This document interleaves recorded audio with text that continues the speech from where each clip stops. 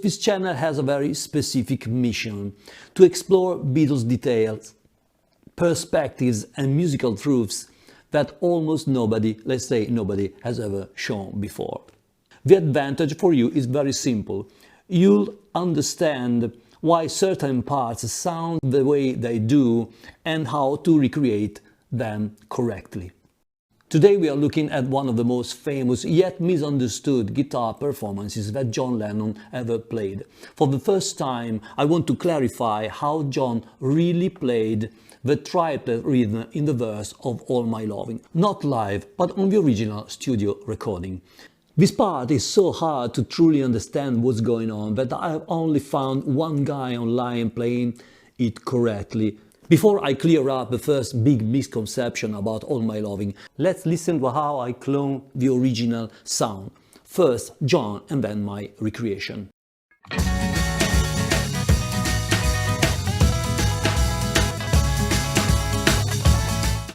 I'm sure you will agree the sound is identical. Let's now listen to the full part.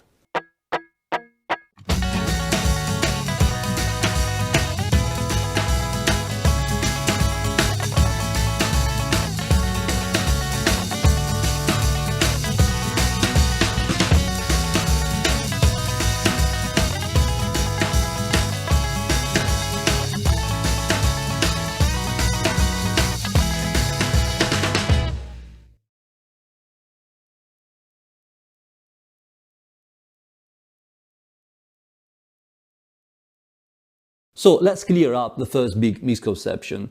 On the original recording, John is not playing his famous Rickenbacker 325. He's playing one of the two Gibson J160E that the Beatles bought at Rushworth Music Store on September 10, 1962. The Gibson J160E is not a conventional acoustic guitar. It's designed and crafted to be played amplified, with specific construction features that are different from a conventional acoustic guitar and help prevent feedback at higher volumes. That's why it worked so well in early Beatles studio sessions, where the band often recorded the basic track live, playing through Vox amplifiers, exactly like in the case of All My Loving. I'm building one of these guitars following the exact specifications, which were never reproduced in the reissues that came after. We'll talk about that in the next video. If you want to use a Rickenbacker 325 to play the part, it's fine, but the pickup setting is crucial. All you have to do is select the neck pickup and make sure that the middle pickup is disconnected. In a moment, for the first time, I will show you the exact chord shapes that John used. But first off, some of you with very sharp ear may have noticed something strange that I played right at the beginning of the verse. Yes, I started the part with a muted strum.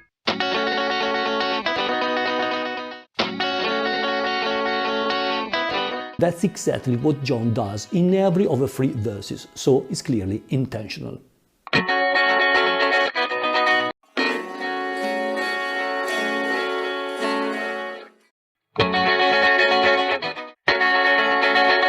It's also rhythmically important because it clears the space for pause vocals on the words I and pretend. On the original recording, the guitar is also heavily compressed.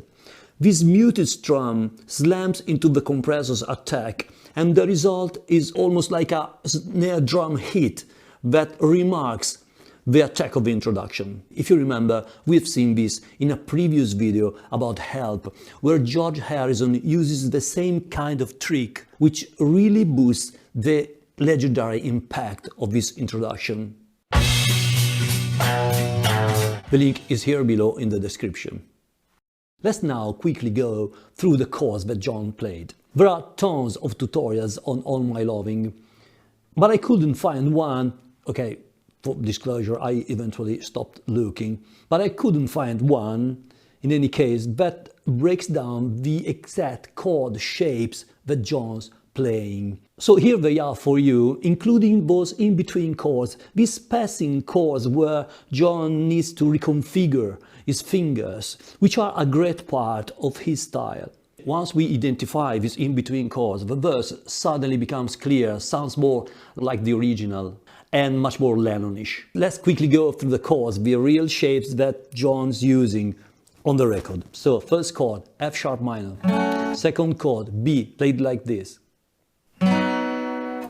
The in-between chord is open first, second and third. So, and then banjo shape E. C sharp minor played this shape. The in-between chord is this. Live, John sometimes plays the C sharp minor like this, but not on the record, because the only way to have this passage chord like this is having this. Okay, then A here, upstroke on the F sharp minor here, so, and then banjo shape D chord, and then the B7 is played here. The open chord between the banjo D and the B7 is the first, second and third open, like this. On the second part of the verse, from the A, John slides to the B and then to the banjo E. Now we get to the core of the whole thing. On the original studio recording, John almost entirely focuses on the first, the second and the third string, the E, the B and the G string. He rarely touches the D string, the fourth, and he never hits the A string, the fifth. This alone completely changes the sound and clarity of the part. But here's what everyone misses. John is not strumming the same three notes every time. That would be monotonous. Instead, on the downstroke, he mainly hits the third and the second string, and on the upstroke, he mainly hits the first and the second, in this order.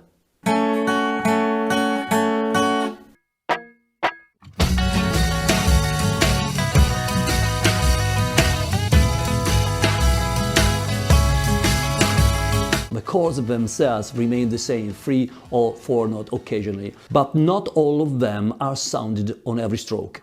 This alternating emphasis creates a subtle shimmer like the vibration of a mountain stream and keeps the ear engaged through micro-variation rather than repetition. This 3-2-1-2 alternation almost reminds me of left-hand motion on some Mozart minuets.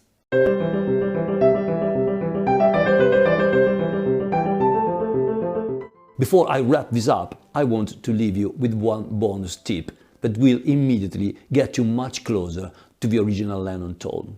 John's hand motion is key here. As you can see in many live videos, his wrist is resting firmly. Only the hands moves, which makes it easier to maintain a consistent triplet pulse on the first 3 strings.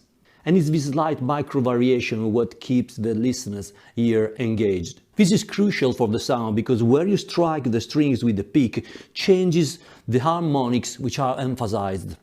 To find the right strumming spot, no matter which guitar you're using, I suggest this. Rest your wrist on the bridge. If you own a Rickenbacker guitar, rest your wrist here on the Bixby vibrato and pluck over the bridge pickup. Grip a hard pick firmly and strum 3-2-1-2 just like John did. Okay, what I wanted to show you here is why the verse of All My Loving works and how much talent and musicality went into it. If this kind of dive into the Beatles' playing and creative choices is something you enjoy, please let me know in the comments and please remember to support this channel. Thanks for watching and I'll see you in the next one.